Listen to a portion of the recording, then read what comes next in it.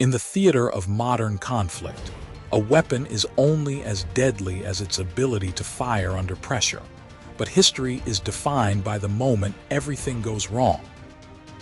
On August 4, 1944, at exactly 15:45 hours, Flight Officer T.D. Dixie Dean was flying the United Kingdom Gloster Meteor F-1, the elite first jet fighter of the Royal Air Force, at a blistering 410 miles per hour over the skies of Kent. Locked in his crosshairs was a terror weapon of Nazi Germany, a V-1 flying bomb carrying 850 kilograms of high explosives, aiming directly at the defenseless heart of London. Dean squeezed the trigger to unleash his 4 Hispano-Suiza Mk5 20mm cannons, but the only sound was a dry mechanical click. Due to extreme aerodynamic pressure at high speed, his entire armament jammed, leaving the United Kingdom aircraft completely useless. With the explosive projectile accelerating toward thousands of innocent civilians under a ticking clock of less than 120 seconds, the stakes could not be higher. If Dean chose to retreat to protect his top-secret jet, the capital would face devastating destruction. On paper, his only tactical salvation would be an act of sheer madness, forcing leading global defense analysts to argue that this moment reshaped aerial combat philosophy forever.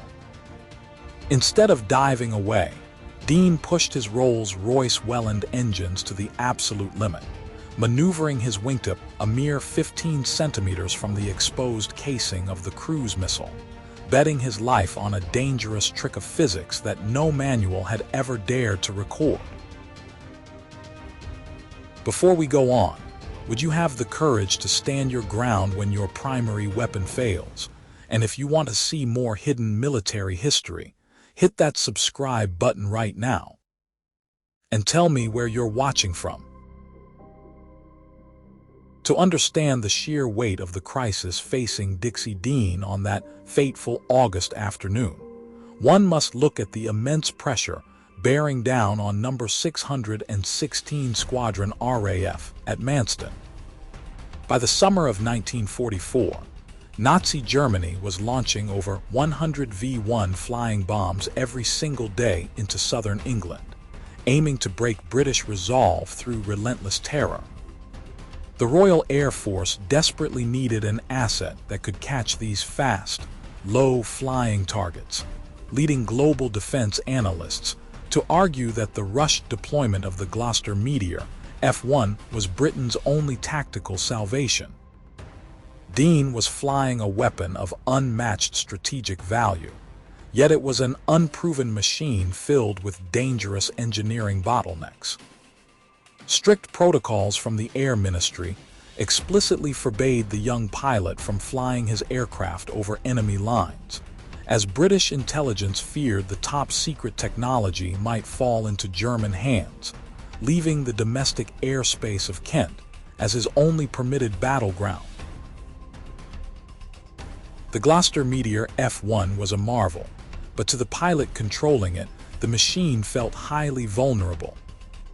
Powering the jet were 2 Rolls-Royce Welland W2B-23C engines, each generating 1,700 pounds of thrust. While innovative, this early centrifugal flow design suffered from an agonizing throttle response delay of 3 to 5 seconds, meaning Dean had to anticipate his movements thousands of feet in advance.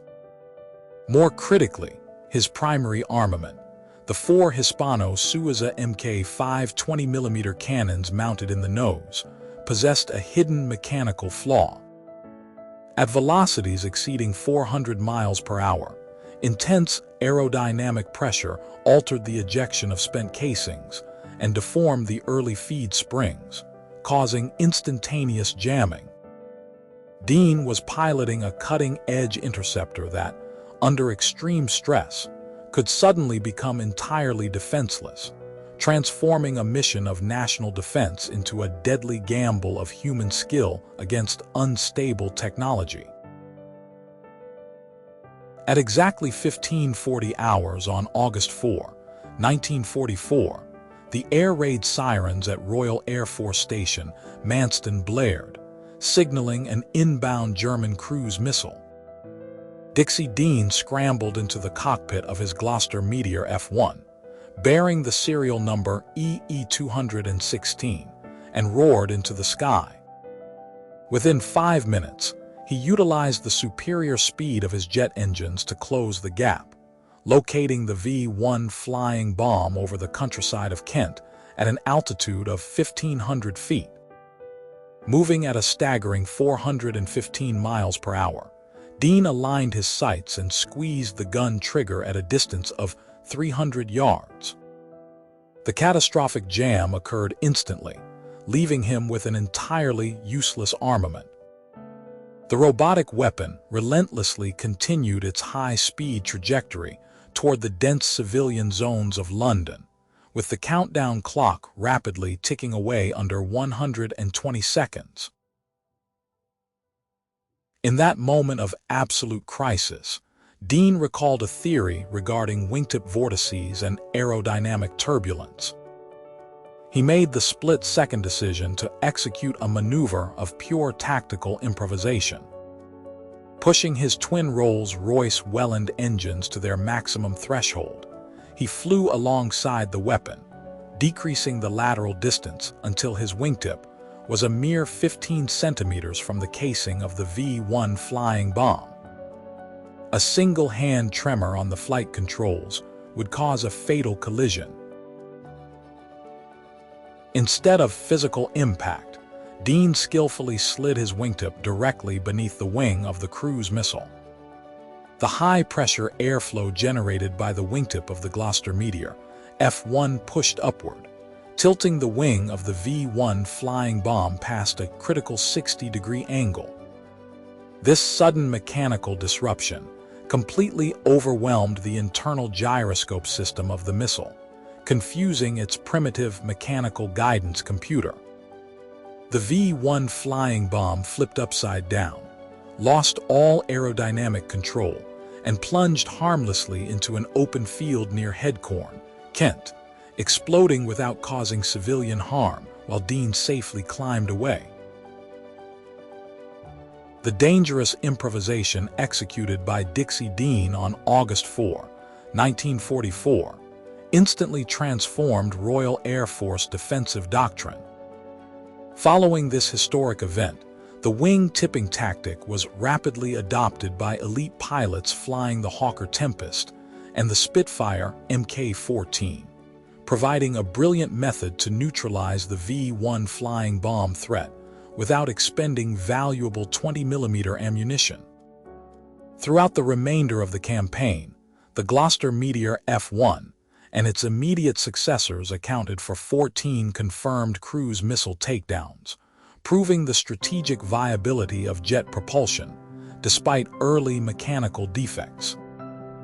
While the conservative straight-wing design of the Gloster Meteor F1 would eventually face obsolescence against sweeping wing platforms like the Soviet Mi-G-15 during the Korean War in 1951, the program successfully established the United Kingdom as a dominant global exporter, with nearly 4,000 units manufactured to safeguard Western airspace during the initial decades of the Cold War. History demonstrates that cutting-edge military hardware remains inherently vulnerable to mechanical failure during the friction of real combat.